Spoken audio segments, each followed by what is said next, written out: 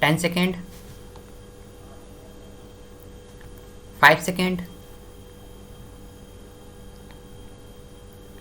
start.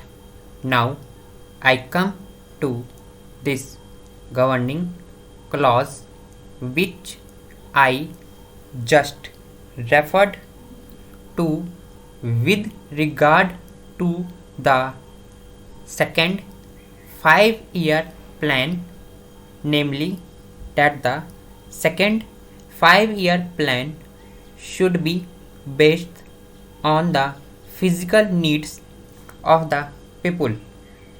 You will remember that yesterday the president also emphasized the necessity for basic planning of the people's physical needs.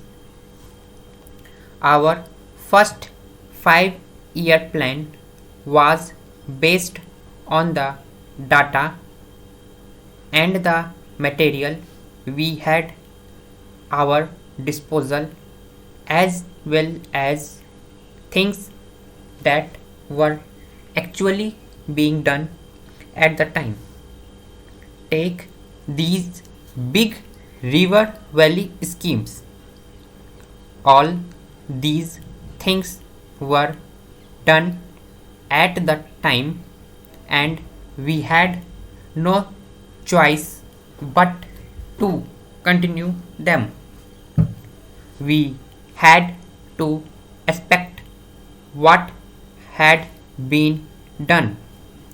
Of course, we added one or two new schemes and rearranged the priorities.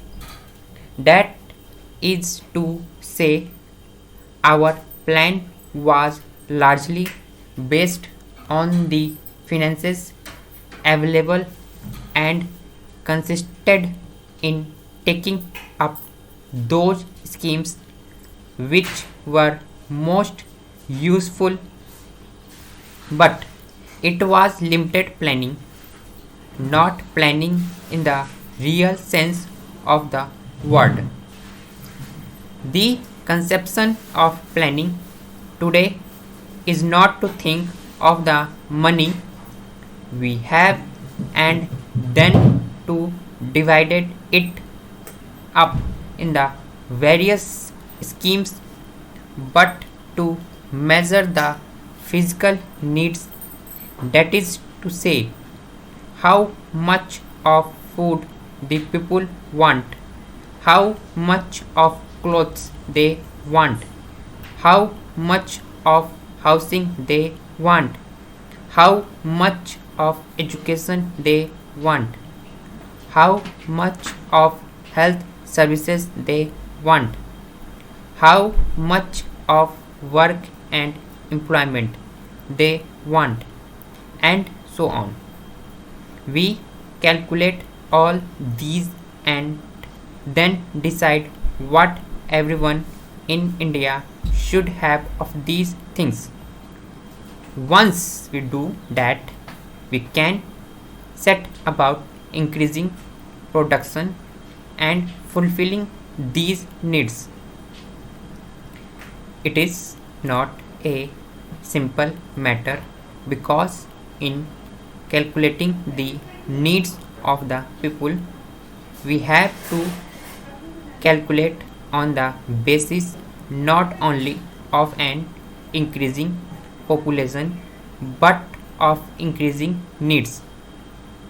I shall give you an instance.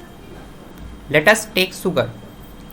Our people now consume much more sugar than they used to, with the result that our calculations about sugar production went wrong. Now they do eat more sugar, evidently because they are better off. I am getting 100 rupees, finds his income increased to 150. He will eat more sugar, buy more cloth, and so on. Therefore, in making calculation, we have to keep in mind that the extra money that goes increased consumption and thereby higher needs of goods. Then we decide how to produce those things in India. In order to meet a particular variety of needs, we have to put up a factory which will produce the goods we need 5 years hence. Thus, planning is a much complicated process than merely drawing up some schemes and fixing a system of priorities. Behind all this is another factor, finance. Finance is important but not so important as people think. What is really important is drawing up the physical needs of the people and then working to produce things which will fulfill such needs. If you are producing wealth, it does not matter very much if you have some deficit financing because you are actually putting money back through goods and services.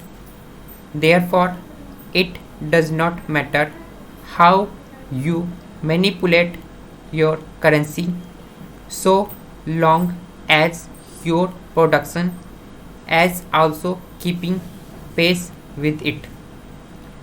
Of course, there is the fear of inflation. We must avoid it.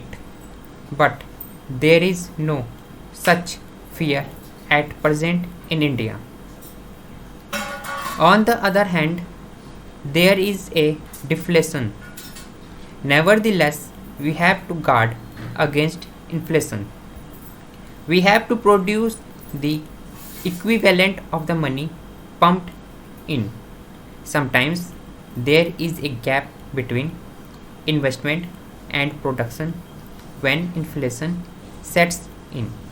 For example, let us say we put in 100 crores of rupees in a river valley scheme which takes 7 or 8 years to build. During the years it is being built, we get nothing out of it but expenditure. This can be balanced in cottage industries in which the gap in time is not large. The additional money that you have put in is not locked up for long.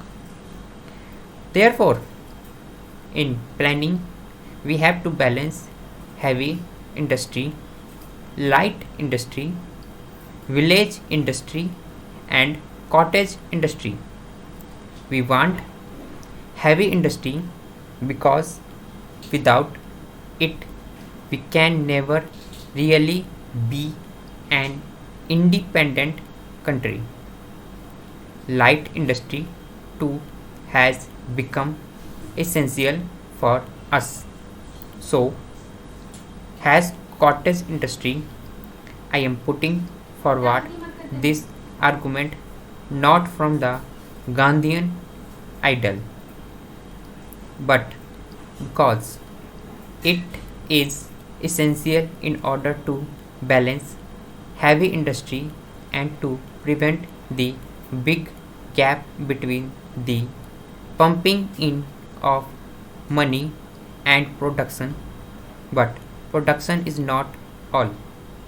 A man works and produces something because he expects others to consume what he produces. If there is no consumption, he stops production. Therefore, whether it is a factory or a cottage unit, consumption of what is produced should be taken care of. Mass production inevitably involves mass consumption, which in turn involves other factors, chiefly the purchasing power of the consumer. Therefore, planning must take note of the need to provide more purchasing power to